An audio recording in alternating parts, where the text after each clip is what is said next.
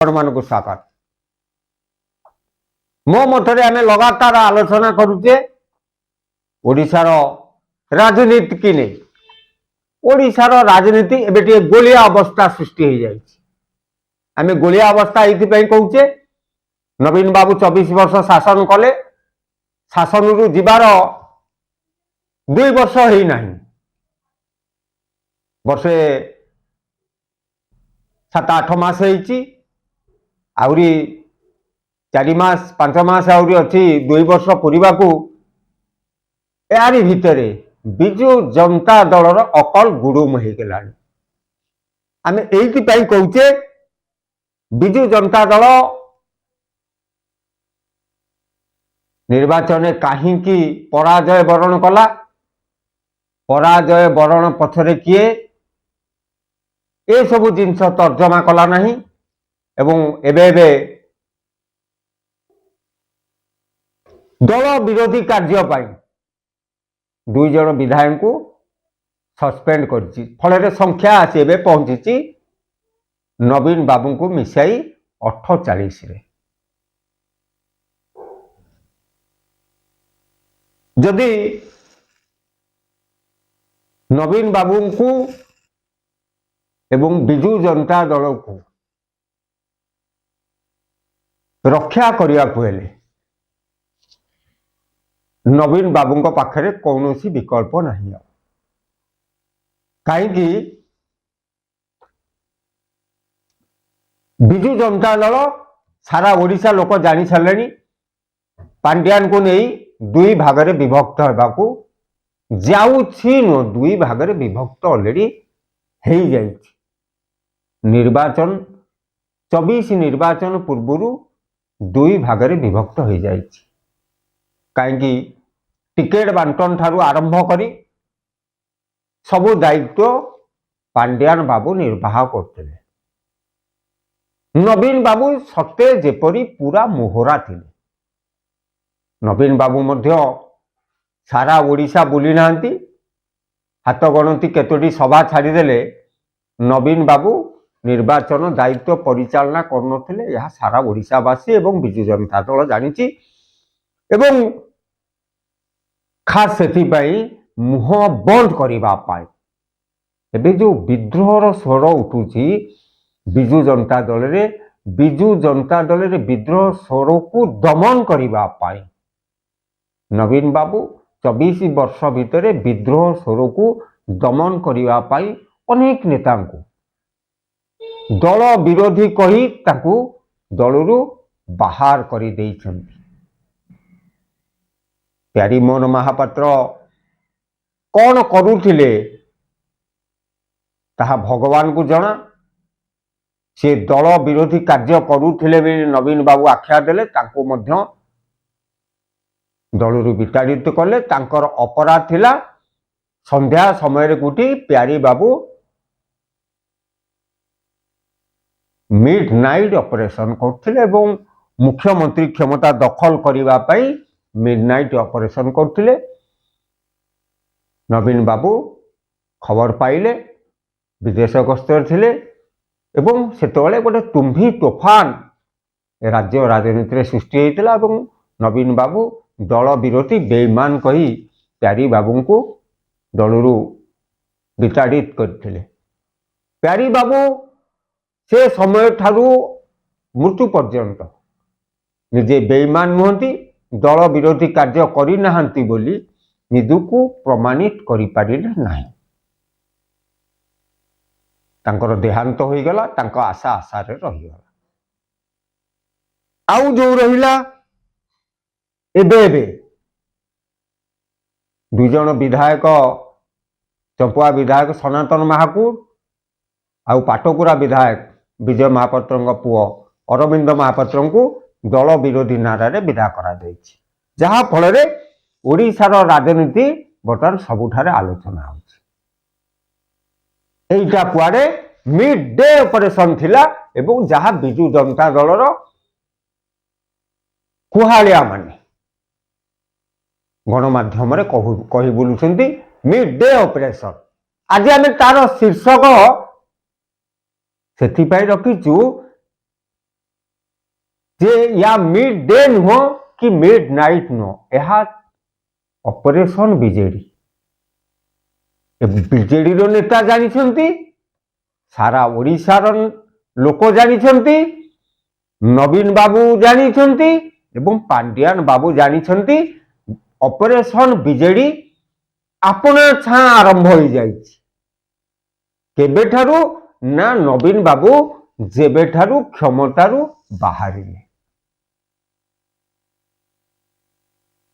पांड्यान बाबू जो भाव निर्वाचन 24 निर्वाचन पूर्व अनेक मामला घटीगला ओडिशा रे नव दासंकर मृत्यु सेतले कहगला पांड्यान बाबूंकर या पछरे कोटी प्रच्छन्न हाथ अछि एवं पांड्यान बाबू को बस बिली मानुथिबा जो माने निजुको कृतदास बोली कहते सेमानकर हाथ अच्छी जहाँ से सोशल गणमाध्यम एवं पर्यंत चलुची जो पांड्यान बाबू कुआडे दायी ठीक से समय गंजाम हेवीवेट नेता प्रदीप पाणिग्राही मामला भी आगू को आसला टाटा चाकरी करदेवे ज्वाई एवं अनेक लोक पैसा उठे कोटी कोटी टंका उठे जहाँ प्रमाणित हो पारना जेल रे पुरी दिगला तार भितर निर्वाचन भितर वर्तमान खोर्धा विधायक प्रशांत जगदेव को बिना दोष ईवीएम भांगुंट बोली कही जेल रे पुरी दिगला जबरदस्त ये जो तीनोटी घटना भोटर भोट निर्वाचन शेष हो न शेष पर्याय निर्वाचन 1 तारिख निर्वाचन थाए आउ 1 तारिख निर्वाचन जो उत्तर ओडिशा रे होउतिला ता उपरे पूरा प्रतिफलित होला मु निजे अंगे निभे साधारण भोटर सेठी निज निज भितर कुआकुई होउतिले जे पांड्यान कुआडे रत्न भंडार बिकी देछि मंत्री की मारी दउछि परी हजी जाउछि विधायक को गिरफ्त कर दउछि एमपी की गिरफ्त कर दउछि तो तमाम अभियोग पांड्यान को विरुद्ध थिला एवं जदि एंकु एथरक भोट देई दबा ये कुआडे ब्रह्म को बिकी देबे ये जो साधारण लोकंक भितर निर्वाचन पूर्व ए व्हिस्पर लोकंक भितर जो टिपी टिपी हवा आरंभ हो जाइथिला एवं बिजु जनता दल शासन रु पळैला आ जोथि पाई कि पांड्यान बाबू दायी कहिबा संपूर्ण रूपे भूल ओडिशार प्रत्येकटी लोक अनुभव करथिले पांड्यान बाबू निर्वाचन समय रे बीजेपी इशारा रे काम करूचंती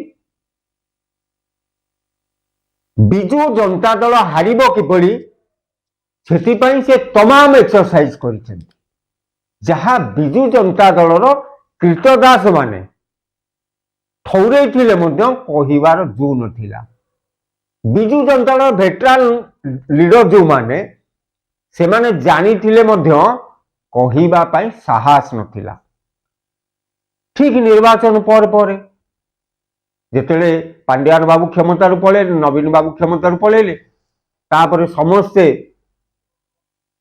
स्वर उठेबा आरंभ करछंती मेली आरंभ हो जाइछि पांड्यान पूर्व मेली पांड्यान एगेस्ट मेली बिजु जनता दलर तथाकथित प्रार्थी माने तथाकथित कार्यकर्ता माने एठी सेठी मेली करछंती पांड्यान को गोटे मेली रे विरोध करा जाउछि गोटे मेली रे पांड्यान को स्वागत करा जाउछि तांको स्त्री को ना उठुछि से दलर सभापति हेबे राज्यसभा को जिबे एमती अनेक कथा उठुछि किंतु जो मिड डे कथा कुआ जाउछि मिड नाइट कथा कुआ होउछि ताहा संपूर्ण मिछ केवल चलीछि ऑपरेशन बीजेडी मते तो लागुछि राज्यसभा निर्वाचन पूर्वरु ବର୍ଷେ ରହିଲା ପଞ୍ଚାୟତ ନିର୍ବାଚନ, ଆସନ୍ତା ବର୍ଷ ପଞ୍ଚାୟତ ନିର୍ବାଚନ ହବ ବୋଲି ନିର୍ବାଚନ କମିଶନ ସୂଚନା ଦେଲେଣି। ତ କିନ୍ତୁ ପଞ୍ଚାୟତ ନିର୍ବାଚନ ବହୁ ପୂର୍ବରୁ ବର୍ତ୍ତମାନ ଯେଉଁ ଆଗାମୀ 4ଟି ଆସନ ପାଇଁ ଯେଉଁ ରାଜ୍ୟସଭା ନିର୍ବାଚନ ହେବାକୁ ଯାଉଛି, ରାଜ୍ୟସଭା ନିର୍ବାଚନ ପୂର୍ବରୁ କ୍ଷୀର ଆଉ ପାଣି ପୁରା ଅଲଗା ହେବାକୁ ବସିଛି। ବିଜେଡିରେ କିଏ ରହିବେ ଆଉ ବିଜେଡି କିଏ ଛାଡ଼ିବେ, କେତେ ଜଣ ବିଧାୟକ ବିଜେଡିରେ ରହିବେ, କେତେ ଜଣ ବିଧାୟକ ବିଜେଡିରେ ଛାଡ଼ିବେ, ଏମାନଙ୍କୁ ନିୟନ୍ତ୍ରଣ କରୁଥିବା ତଥାକଥିତ ଏକନାଥ ସିନ୍ଧେ କିଏ, ତାକୁ ଠଉରେଇବାରେ ବିଜୁ ଜନତା ଦଳ ବର୍ତ୍ତମାନ ସୁଦ୍ଧା ସକ୍ଷମ ହୋଇନାହିଁ। ଏବେ କେବଳ ବିଜୟ ବାବୁଙ୍କର ଛାଇକି ଦେଖି ଡରି ଯାଇଛି ଆଉ କାନ କୁହାରେ ବିଶ୍ୱାସ କରୁଛି। ये जो ऑपरेशन बिजेडी ये 2-3 मास भितर पूरा स्पष्ट हो एवं जदि संख्याधिक अधारू अधिक विजु जनता दल विधायक माने विजु जनता दल छाड़ती तेबे दल भी पलैब, नवीन बाबू किछि करिबा पाई समर्थ हेबे नहीं। कहीं नवीन बाबू आ ओडिशा लोकंक आस्था भाजन नांती, नवीन बाबू आउ आस्था पाइबे ए विश्वास मध्य आउ नाही। तो ऑपरेशन बिजेडी केते दिन पर्यंत चलुची ताहा केवल सारा ओडिशा लोक अपेक्षा करिसेंती देखिबा पाई।